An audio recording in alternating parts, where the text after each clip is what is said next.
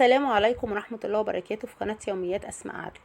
جاي اوريكم النهاردة أول يوم مصيف بالنسبة لنا. أول يوم احنا أخدنا 3 أيام بالظبط في قرية الروضة الخضراء بتاعت كل سنة، وكل مرة بوريكم الشاليه بتاعنا، كل مرة بيبقى شاليه جديد. وطبعا لازم تكونوا معايا من أول رحلة لآخر الرحلة. احنا طبعا هنا داخلين كده ايه في طريقنا للشاليه، وهوريكم برضو الشاليه حتة حتة. بعد الفاصل نرجع اوريكم الشاليه. هنا بقى ايه، نزلنا من العربيه قدام الشاليه بتاعنا، بس حبيت اوريكم الفيو من بره، شكله حلو قوي. ودي الشاليهات كلها 4 ادوار، على حسب ما انت عايزه بقى ايه، تبقي قاعده في دور عالي او في الارض زي ما انت حابه. بس احنا اخترنا طبعا الدور الارضي كده زي الفيلا بالظبط. فوقينا في ادوار طبعا، بس احنا حبينا الواطي ده. وهنا بص على شمالك في يعني جاردن كبيرة الصراحة، يعني هنا على شمالك في جزء كبير والورد البلدي الجميل ده. والناحية التانية برضو حلوة قوي، منظر الشجر ومنظر الزرع والحاجات دي كلها عاطية منظر حلو قوي مريح للعين.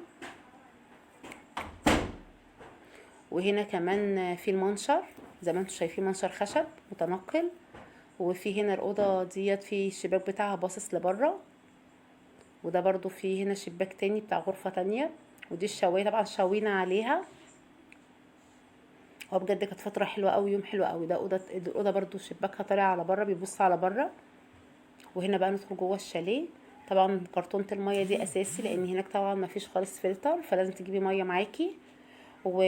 ودي هنا الشاشة والترابيزة اللي هي المعلقة دي، عايزة أقول لكم عجبتني جدا جدا في الشاليه، شكلها بجد قمر قوي. وهنا دي الكراسي البامبو أو الخوص، شوفوا انتوا بتقولوا ايه، في بيقولوا عليها بامبو في بيقولوا عليها خوص.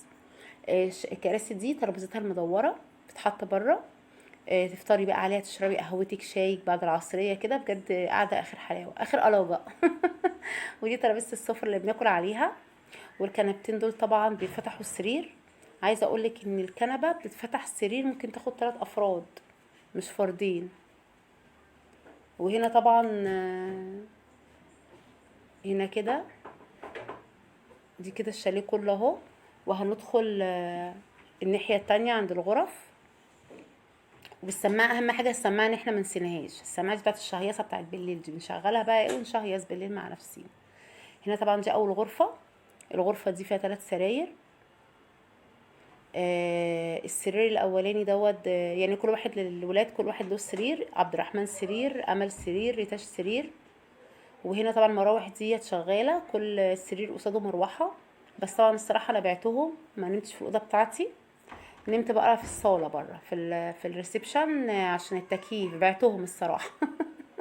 بره في تكييف ملطف الجو جدا جدا جدا، احسن من مروح 1000 مرة. مش عايزة اخرج من الشاليه اصلا يعني. وهنا الدولاب الصغير ده فيه قفل، ممكن تحطي بقى فيه المحافظ بتاعتكم، الموبايلات، لو معاكي دهب عايز تقلعيه حطيه، والمفتاح يبقى معاكي. وبتنزلي الميه اكيد مش هتنزلي بالحاجات دي يعني. فهو عموما كده كده امن هناك قوي قوي وامان، ما تقلقيش، بس هم عاملين لك زي كده برضو احتياطي للناس الغريبه اللي مش من القريه نفسها يعني. وهنا المنظر من بره تاني اهو، بس مش شباك.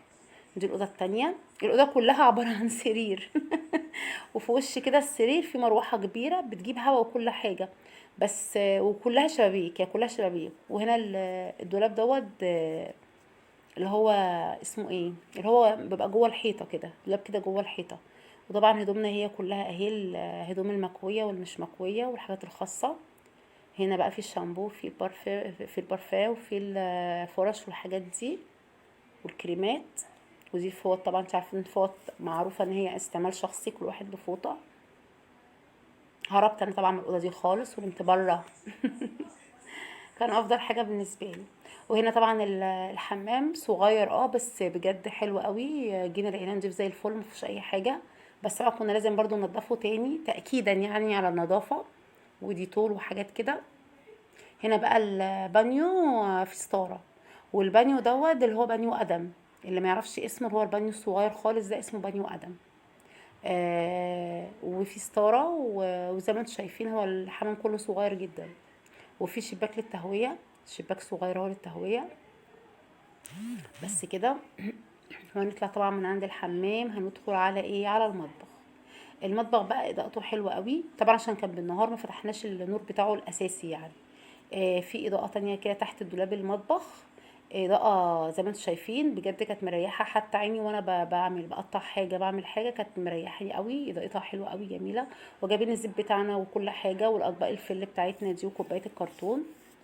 وفي فرن صغيرة هي على الرخامة، طبعا ريحتني جامد جدا لان انا عندي بوتاجاز هنا مفيهوش فرن، هو بوتاجاز مسطح. وجايبين كاتل معانا، وجايبين المعالق برضو عشان ما نغسلش مواعين، يعني نرمي المعالق نرمي الاطباق نرمي الكوبايات، ما خدناش حاجه خالص من الشاليه. وده الباب بقى الخلفي.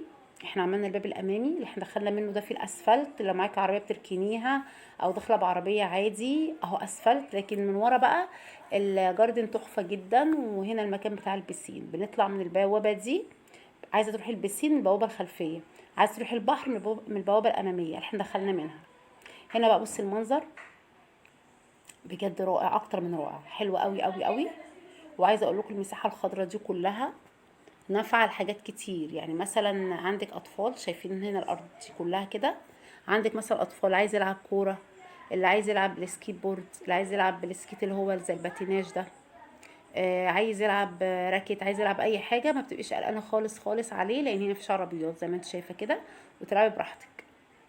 تدخلي بقى كده، ماشي، وبعدين تطلعي بقى على السلم اللي في الوش الصغيره دي، تطلعي على البسين. انا بوريكم بس منظر الشاليه من بره، ماشي، من على بعد.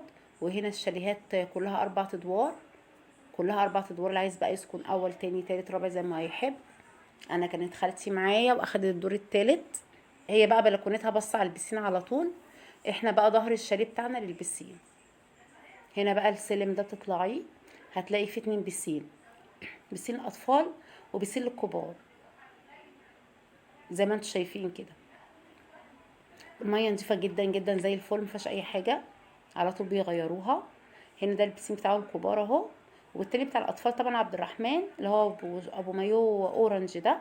طبعا هو فضلت ان هو يعني يستحمى في الصغير لان مفيش حد من اخوته الكبار معاه، فانا خفت الصراحه عليه قوي، فقلت يبقى في ده عشان انا مش معاه، لما بكون معاه باخده معايا في الكبير.